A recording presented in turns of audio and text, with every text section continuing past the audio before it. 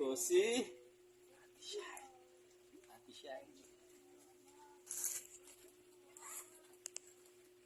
Ito yung bag ni Ate Shine.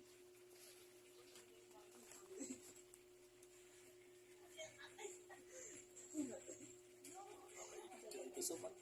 Sa notebook niya, malalaman. Kung meron siya, mga sulat sa notebook. Ate Shine! Nak, labas na dito. Ito yung bag mo. Ano? Hanapin mo ngayon yung pera dyan. Dito. Ay!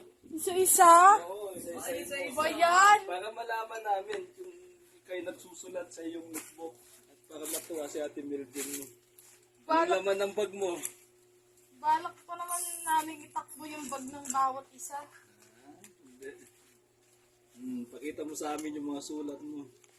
Wala naman, di naman nung nagsusulat. Paano hindi nagsusulat? Paano ka nag-aaral kung hindi ka nagsusulat? Wala, ang dami ko pa namang inipit dito. Kakaano ko lang kagabi. Sino man yun? Mahalong Diyos ka, Daddy. Ah! Pahirap ang pala to. Ang dami-dami ko pa namang ipit-ipit. Kaurat. Ay, walang mga laman ng ano ah.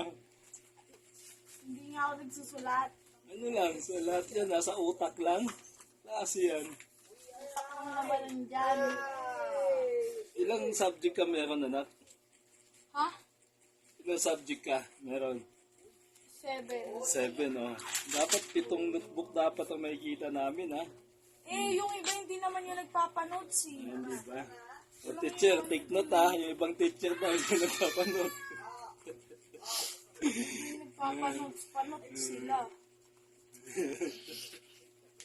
Naku, 2 minutes na. Naanlang pa Mag-thank na. you ka, mag-thank Thank you you, ka. Ate Welding.